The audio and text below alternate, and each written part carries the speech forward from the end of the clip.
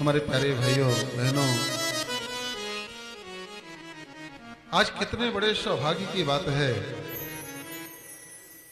कि अपने इन जीवन के क्षणों में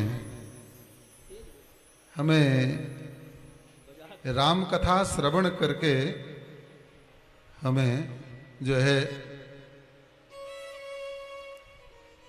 अपने जीवन को अहोभागी बनाने का यह सौभाग्य प्राप्त हो रहा है। ये बहुत बड़ी दौलत है, बहुत बड़ी दौलत है। इससे बड़ी कोई दौलत संसार में, त्रिलोकी में नहीं है। इस दौलत को जानते हो कौन संभाल करके रखता है? त्रिलोकी का जो स्वामी है वो शिव। वो शिव जब भाव विभोर होकर के गदगद हृदय से आह्लादित होकर के जब राम कथा, राम जी के दिव्य चरित्र का अमृत रूपी रस पीते हैं ना, और उसमें डूबते हैं, तो बस डूबते ही चले जाते हैं। सर्वप्रथम यह राम कथा कहां से आई? भोले बाबा के पास से। भोले बाबा को जब आनंद लेना होता है ना, मौज में डूबना होता है ना, मस्ती में डूबना होता है ना, तो राम कथा रूपी मंदाकिनी के भाव में डूबते हैं। एक बार विचार किया, मेरे प्रभु इतने आनंदमयी हैं,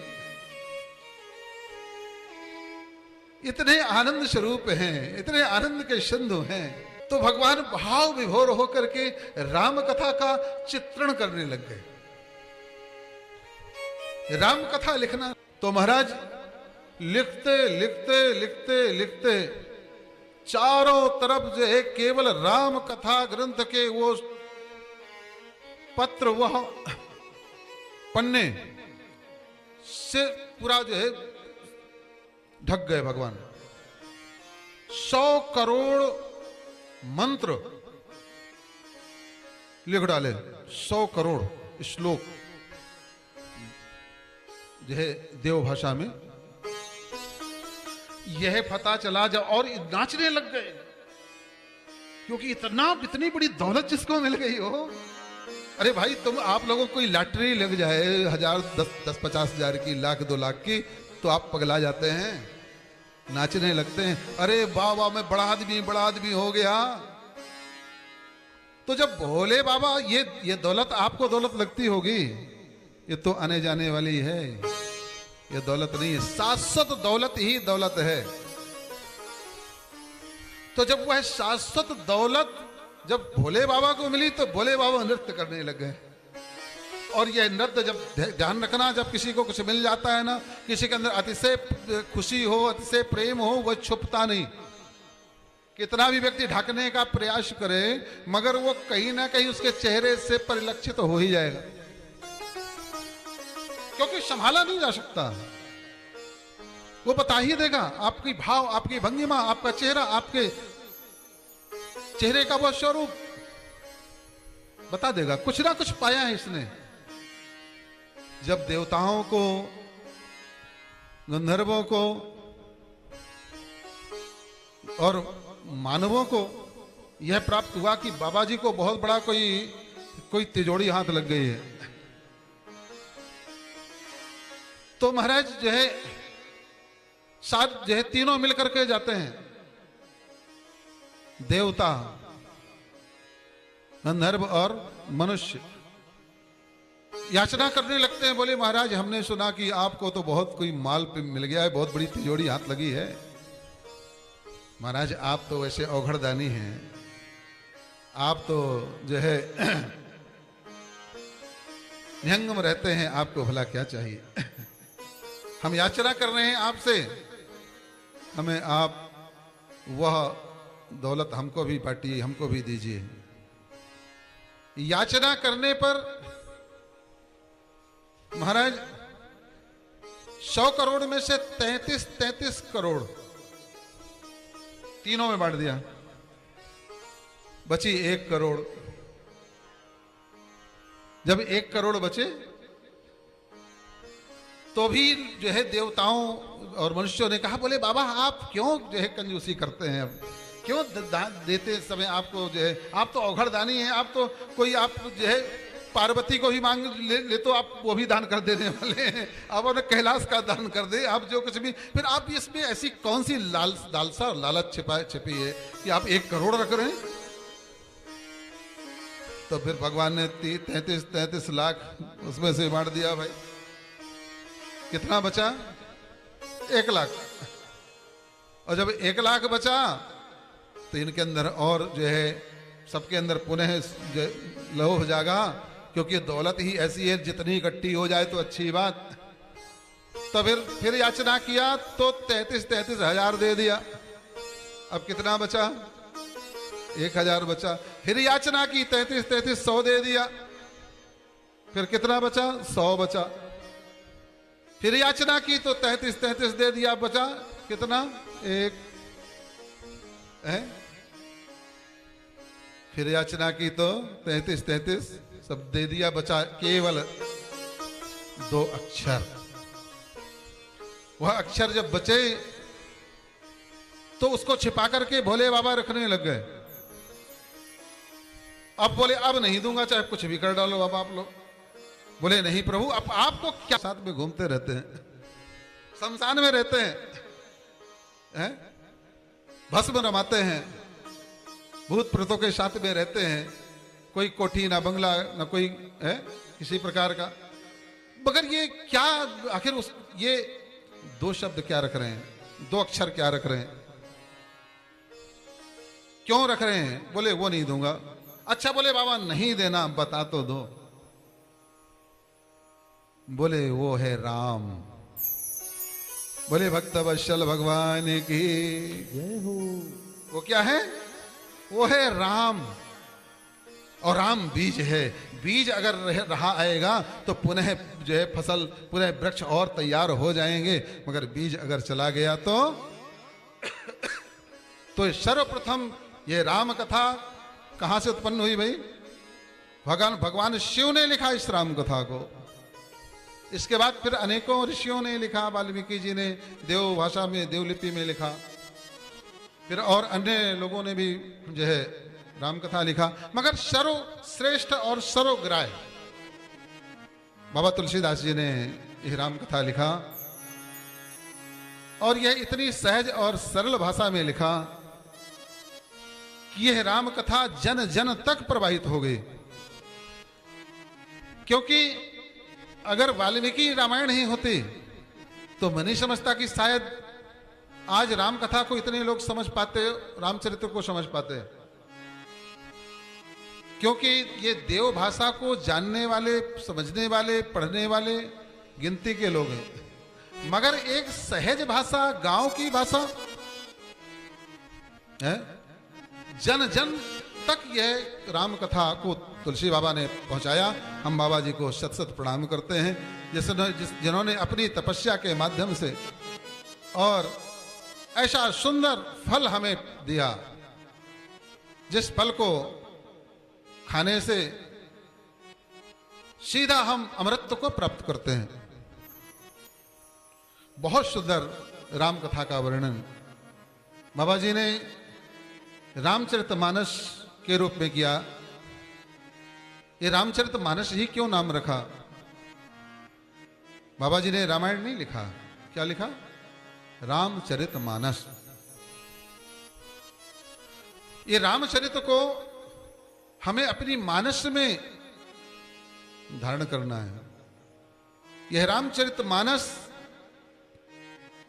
मानस का अर्थ 2 प्रकार का होता है। एक होता है अपनी बुद्धि में, अपने दिमाग में रखना है। दूसरा रामचरितमानस अर्थात जो मनुष्य है, अगर वास्तव में तुम मनुष्य हो तो राम के चरित्र को अपने जीवन में धारण करो तो वास्तविक मनुष्य बन पाओगे।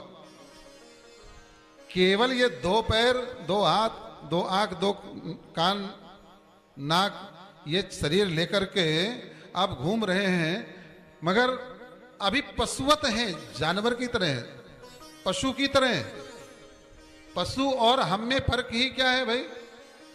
पशु भी अपना पेट भरता है, अपना परिवार बनाता है, बच्चे पैदा करता है, वो भी अपना, चिड़िया देखो घोंसला, इतना सुंदर सुंदर घोंसला बनाते हैं, तो उतना तो हम भी करते हैं। मगर वास्तव में आप मानस कब बनेंगे, मनुष्य कब बनेंगे? जब राम के चरित्र को, राम के आदर्शों को जब आप अपने जीवन में, अपने हृदय में उतार लेंगे और वैसा आप बनने का प्रयास करेंगे तो सच में आप मनुष्य बन जाएंगे। बोले भक्त वत्सल भगवान की जय हो। तो ये राम कथा व्यक्ति को मनुष्य बनाने की कथा है। देखो भाई, मनुष्य का जीवन तो सहज है, मगर मनुष्यता उसे अपने प्रयास से, पुरुषार्थ से प्राप्त करनी पड़ती है। तो जो रामचरित मानस सुनेगा वो मनुष्य बन जाएगा, और जो मनुष्य बन जाएगा वो परमात्मा को प्रिय हो जाएगा, है ना?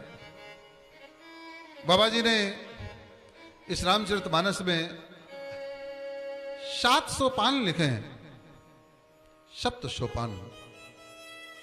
ये सोपान, अच्छा देखो भाई, कोई भी ग्रंथ आप उठाइए, गीता जी को उठाइए, उसमें कितने अध्याय हैं? गीता में कितने लोग जानते हैं भला? कितने अध्याय हैं?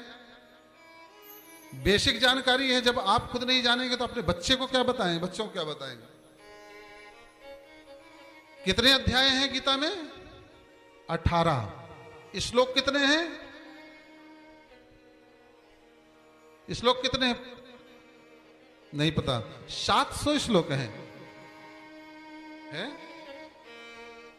जब आपको नहीं पता, आप अपने बच्चों को कैसे समझाएंगे, बताएंगे? गीता का पाठ घर घर में होना चाहिए। ये बेसिक जानकारियां हमें घर घर में होना चाहिए। रामायण क्या है आपके बच्चों से कोई पूछे तो बता सके। आप जानेंगे तो बच्चों को बताएंगे। राम का कौन है, कृष्ण कौन है, रामायण क्या है, गीता क्या है, भागवत क्या है। अभी बहुत लोगों को तो यही पता नहीं, श्रीमद् भागवत और श्रीमद् भागवत गीता में फर्क नहीं मालूम। श्रीमद् भागवत को ही श्रीमद् भागवत गीता समझते हैं है ना? बहुत लोगों को नहीं पता। तो जितने भी ग्रंथ हैं, उन सब ग्रंथों में जो है अध्याय जो है हैं, इतने अध्याय। जैसे गीता जी में 18 अध्याय, मगर हमारे रामचरितमानस में कितने अध्याय हैं? 7 अध्याय हैं, नहीं, सोपान है। बाबा जी ने क्या? 7 सोपान। 7 सोपान का, सोपान का मतलब क्या होता है? सीढ़ी। 1 सीढ़ी, 2 सीढ़ी, 3 सीढ़ी, 4 सीढ़ी, 5 सीढ़ी, 6 सीढ़ी, 7 सीढ़ी। और ये सीढ़ियां कहां की हैं भाई? ये सीढ़ियां सीधा बैकुंठ की सीढ़ियां हैं। ये बैकुंठ में पहुंचाने की सीढ़ियां हैं। केवल 7 सीढ़ियां ही बैकुंठ को पहुंचाती हैं जीव को। इन 7 सीढ़ियों को जो व्यक्ति चढ़ ले, इन 7 सीढ़ियों को जो व्यक्ति समझ ले, इन 7 सीढ़ियों का जो व्यक्ति सफर कर ले, इन 7 सीढ़ियों को जो व्यक्ति जान ले, इन 7 सीढ़ियों को जो व्यक्ति समझ ले, वह व्यक्ति सीधा कहां पहुंचता है? भगवान के बैकुंठ पहुंचता है। ये 7 सोपान है क्या? 7 सीढ़ियां हैं क्या? जानना चाहिए हमें। और क्योंकि जाने बिन न हो ही प्रतीति, बिन प्रतीत हो ही नहीं प्रती। जब आप बेसिक जानकारी से रामचरितमानस की रखेंगे तो आप जैसे रामचरितमानस को उठाएंगे ना, वैसे आपका हृदय गदगद हो जाएगा। केवल उठाते ही, जैसे रामचरितमानस को उठाएंगे वैसे आपका मस्तक झुक जाएगा, बार बार दंडवत प्रणाम करेंगे। उठाते ही आपका हृदय गदगद होगा और आपके प्रेमाश्रु निकलने लगेंगे। ये मैं कितना बड़ा माल मेरे हाथ में है, ये अमृत का कलश मेरे हाथ में है, मैं कितना बड़ा अहोभागी हूं, ये अमृत का कलश मेरे हाथ में है, मैं अमर हो गया। और फिर लगेगा कि दूसरे भी क्यों नहीं अमर होना चाहते, इस अमृत कलश को दूसरे क्यों नहीं पीना चाहते। ये 7 सीढ़ियां कौन सी सीढ़ियां हैं? हमारे 7 चक्र हैं, है ना? 7 चक्र है ना हमारे शरीर में। हमारी ऊर्जा को ब्रह्म से मिलाने के लिए कितने चक्र हैं?